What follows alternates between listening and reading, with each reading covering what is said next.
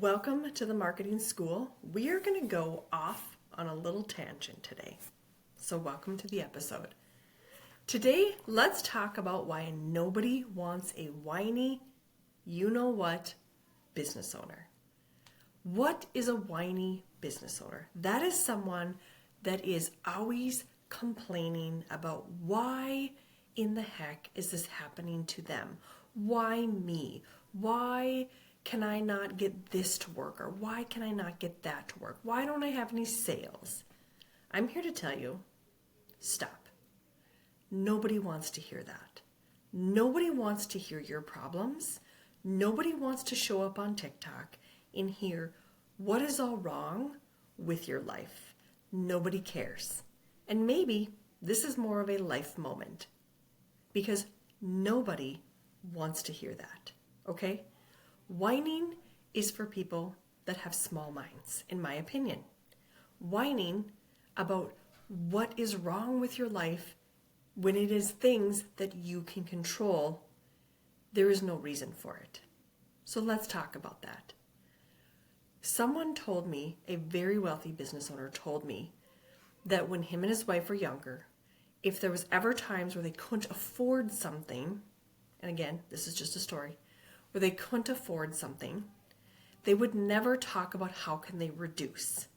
They would talk about how can they go out and make more. And that is the mentality that the minute I heard that, I'm like, that makes sense. It makes sense because why would I have a mindset of less of me, less of, less that we could have? Why don't I go out and make more? I'm an entrepreneur, pretty good at this whole thing. I've had multiple businesses. I've sold them. I've started more.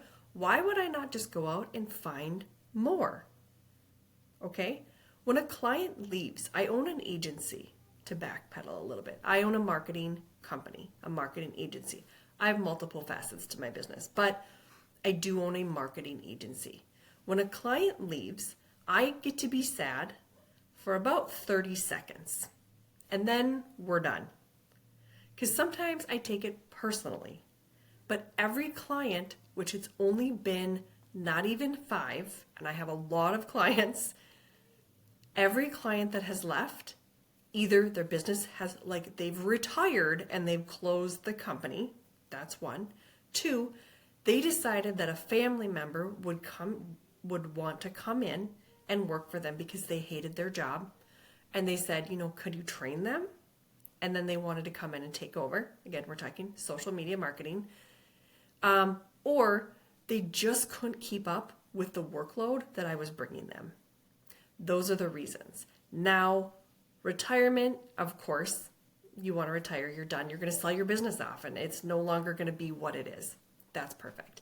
If you want a family member, you want to help them out, I can understand that. There's a lot of family-owned businesses where I live. I get that. And then the fact that you told me I need to stop marketing because you were getting me too many clients, I feel like that was a them problem and not a me problem.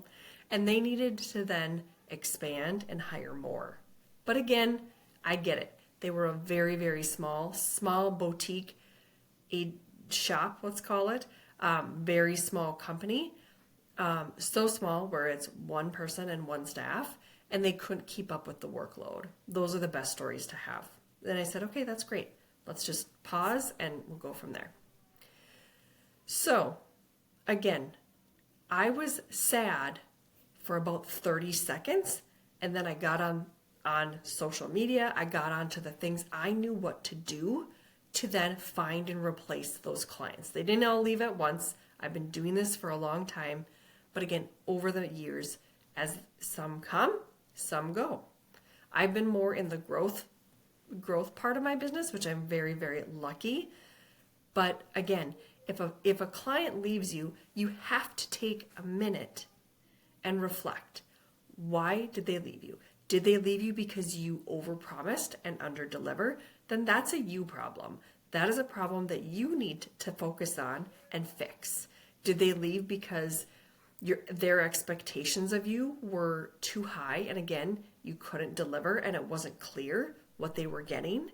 then that is a you problem. But are they leaving for some really, benign things that, again, you just can't control? That's that.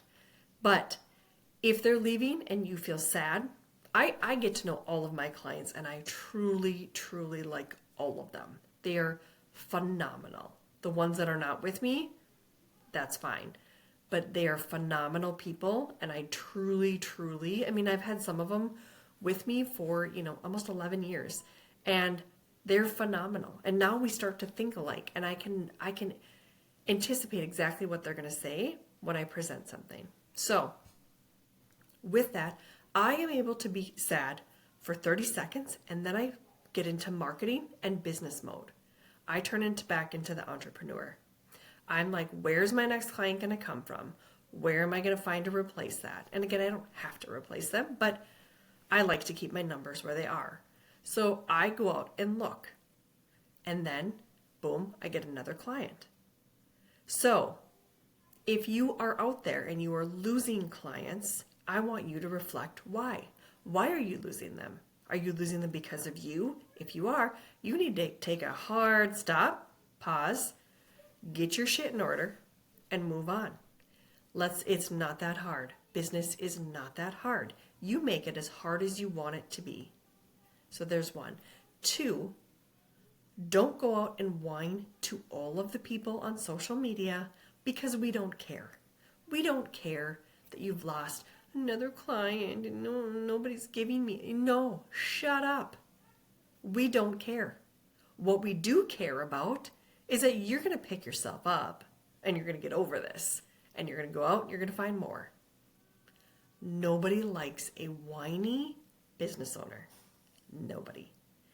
And I see so many of them on TikTok. So many.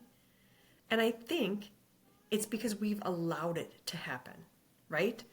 Again, I have multiple businesses. Multiple. Some of my businesses are well into the 6 figures. You do not see me whining about things that happen in the day-to-day. I will make funny videos about it, right? And here's another thing. I had one client, horror story. They weren't even a client yet because it was just such an awful experience. I turned them away. But I had one prospect, and it was a local company. And if anybody ever approaches you about trading your services for each other's services, run the hell away. Run away. Do not trade because somebody always gets the short end of the stick. Trade money, not services. So, unless you have a really, really good, clear relationship with that person, but don't do it. But these people approached me and I said, okay, I'll try.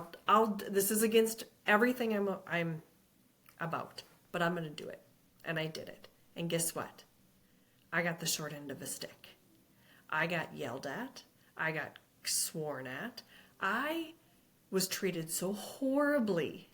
And they were offering nothing in trade. It was embarrassing. And yet today, I can still see all of their stuff on social media, and I turned it over. I gave them a done. Can you imagine like getting a done marketing? Like, here's everything. Here's everything.